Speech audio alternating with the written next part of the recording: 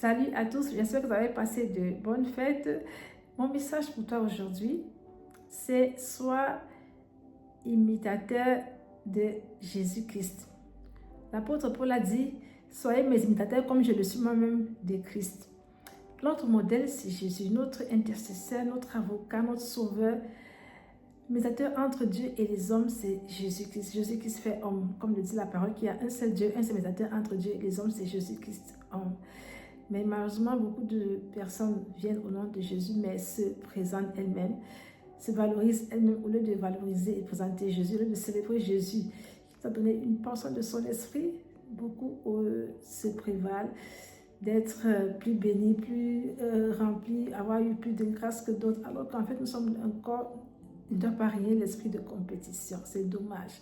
Nous sommes là pour impacter le monde, pour étonner les païens, pour les amener à Christ, pour guérir, délivrer ceux qui sont liés, enchaînés, et non pour compétir entre nous. Malheureusement, il y a même en plus de cela des moqueries. Pendant que d'autres traversent des moments difficiles, qui ont perdu des proches, ceux qui n'ont pas d'enfants étant dans le Seigneur, on se moque d'eux. Mais je ne sais pas où, je n'ai pas vu l'enfant de Paul dans la Bible, je n'ai pas vu sa femme. Jean-Baptiste, on ne parle même pas de sa femme ni ses enfants. Même le prophète Élie, on ne parle pas de sa femme ni ses enfants, mais pourtant ils ont servi Christ et Christ était avec eux. Donc ce qui est pour nous un gain n'est pas parfois le cas pour les autres. Et Dieu fait grâce à qui il veut. Et même si c'est les autres qui ont de la sorcellerie, nous pouvons prier, intercéder si nous croyons que nous avons plus de pouvoir, de grâce, d'onction que les autres, au lieu de se moquer. Vous voyez l'apôtre Kanjo qui prêche aujourd'hui, qui témoigne aujourd'hui, demandez-lui où est sa première femme, sa femme. Il a jeûné, il est allé en brousse, il a jeûné, il a prié, il a intercédé, mais Dieu a quand même pris sa femme. Il lui a dit son temps est arrivé. Donc il y a des choses qui peuvent arriver comme ça, et ça peut arriver à tout le monde. Beaucoup de gens servent Christ, mais ils ont des situations qu'ils vivent. Et c'est Dieu lui-même qui a autocontrôlé cette situation-là. Ce n'est pas parce qu'ils ne savent pas prier, mais c'est parfois la volonté de Dieu. Et même quand c'est la volonté de l'ennemi, quand c'est l'œuvre de l'ennemi, nous les autres, on peut aussi prier pour ces personnes. Je ne sais pas qu'est-ce qui empêche, mais nous ne devons pas nous moquer. Une fois qu'il y a mort d'homme, une situation de maladie, nous ne devons pas nous moquer parce que c'est des choses qui peuvent arriver à tout le monde. Alors en Christ, nous avons des missions plus importantes, soyons humbles. Nous avons des missions plus importantes, c'est d'impacter le monde. Nous n'avons pas d'hôpitaux, nous n'avons pas d'école, même des salles pour faire des conférences. Il y a quelques églises, certaines églises qui ont bâti, et c'est une bonne chose. Moi, j'apprécie les serviteurs qui bâtissent. C'est une bonne chose parce qu'au moins là, il n'y a plus de pression d'aller chercher les salles à gauche, à droite, des espaces, chercher des espaces, louer chez des gens à gauche, à droite, mais ils ont les espaces à eux, ça c'est une bonne chose. Et nous devons amplifier cela. Beaucoup de ministères doivent suivre dans ce sens afin que nous soyons libres de ces locations, de ces pressions et de ces dépenses parfois inutiles. Alors aujourd'hui, moi je me rappelle quand je suis arrivée en France, ce sont les païens en fait, c'est des personnes que je connaissais même pas qui nous ont démontré l'amour au fait. Même parfois les églises auxquelles on appartient, il n'y a pas de, c'est pas toutes les églises qui ont le suivi social. Ça veut dire quand je parle des moments difficiles, il n'y a personne en fait. Les gens ne connaissent même pas le jour que tu es né pour te souhaiter bon anniversaire, même un petit cadeau, un bonbon, il n'y en a pas. Tu ne viens pas à l'église, c'est pas, on ne s'occupe pas, c'est pas. En fait, nous devons voir ces choses-là comme l'église primitive en fait. Partager les biens et en donner aux nécessiteux dans le domaine où chacun avait besoin, selon le besoin de chacun en fait. Il y avait cette solidarité-là. Donc, mais aujourd'hui, ce n'est plus ça. C'est que des critiques, c'est que du commérage, bavardage, des moqueries, alors que Dieu nous demande de nous aider, des moqueurs. Mais c'est honteux en fait. Je ne sais pas vraiment. Prions vraiment pour l'Église parce que c'est trop grave. Les choses qu'on trouvait dans le monde, qu'on devait trouver hors de l'Église, mais c'est ce qu'on trouve dans le corps de Christ en fait. Donc aujourd'hui, mon message, moi je te demande de mettre ta confiance en Dieu. Il a dit dans sa parole, il est écrit que malheur à celui qui met sa confiance en l'homme, mais béni à celui qui met sa confiance en Dieu. C'est Dieu qui est notre modèle, c'est lui qui est notre direction. Un homme de Dieu ne doit pas t'accaparer une servante de Dieu parce qu'elle n'est pas...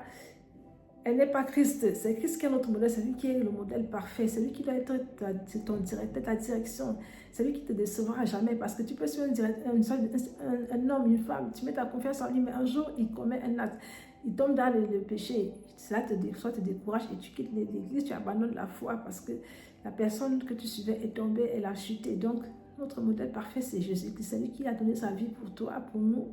Et c'est lui que nous devons suivre. Si l'homme de Dieu suit Jésus, il a son image lui-même, tant mieux.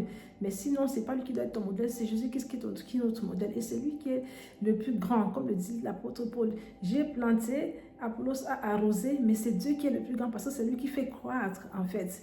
Donc c'est Jésus-Christ qui a reçu l'Esprit sans mesure, c'est lui qui peut nous le donner. Et c'est lui-même qui s'arrange souvent à nous faire passer par des ministères, par des enseignements, par des hommes de Dieu, par des servants, par des messages, pour que nous puissions nous compléter, nous remplir par rapport aux missions qu'il veut que nous accomplissions. Moi, souvent, je me rappelle, il y avait des serviteurs, mon père, dans la femme m'avait consacré. Après, le Seigneur m'a fait aller vers un autre prophète. Après, il m'a fait aller vers... Donc, Dieu passait par... Il m'a enseigné, en fait. Et même aujourd'hui, il y a des serviteurs que je suis. Quand je fais une prière, je demande à Dieu, Seigneur, je veux savoir telle chose. Fais-moi tomber sur une vidéo. Fais-moi tomber sur quelque chose. Des choses que je vis, que j'ai vécues. J'aimerais voir quelqu'un qui parle aussi de ça et tout. Après, je vois une vidéo qui me revient, qui tombe sur mon téléphone. Je regarde. Tout cela, ça m'enseigne. Même quand on demande de nous cultiver, de lire des livres. Quand tu lis des livres, là, est-ce que tu lis les livres d'un même auteur? Tu lis des livres de différents auteurs.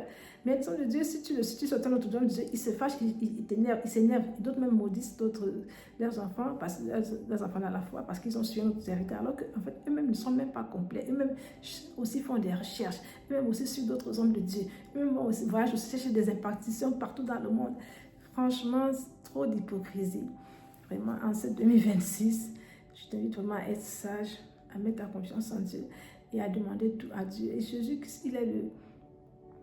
il est notre avocat, le tout-puissant sauveur. Et lui-même, il est capable de te remplir, que ce soit sur la terre ou au ciel. Moi, souvent, j'ai fait des voyages, le Seigneur est venu me chercher, il a envoyé l'ange me chercher, lui-même est venu me chercher, il m'a oint au ciel, il m'a oint ici sur la terre, mon père dans la femme aussi m'a oint. Dieu fait tout comme il veut. Mais si tu mets ta confiance en l'homme, même des fois, ce que Dieu lui demande de faire te concernant, il ne le fera pas.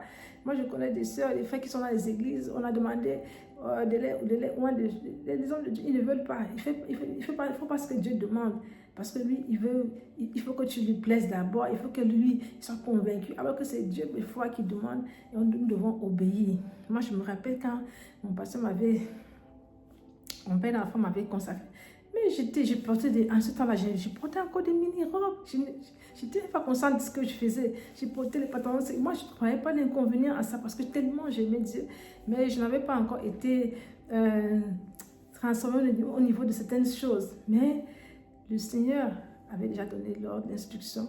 Et je remercie le Seigneur. Je remercie Marie qui ne vit plus. Je remercie Dieu pour lui parce qu'il a obéi à la parole de Dieu. De me consacrer parce que Dieu savait ce qu'il devait faire avec moi dans les jours à venir. Alors faites confiance à Dieu. Mettez votre confiance à Dieu et lui utilisera des hommes. Et même si les hommes n'obéissent pas, ne veulent pas, lui-même se chargera de le faire lui-même ou de passer par quelqu'un d'autre. Que le Seigneur vous bénisse en ce dimanche.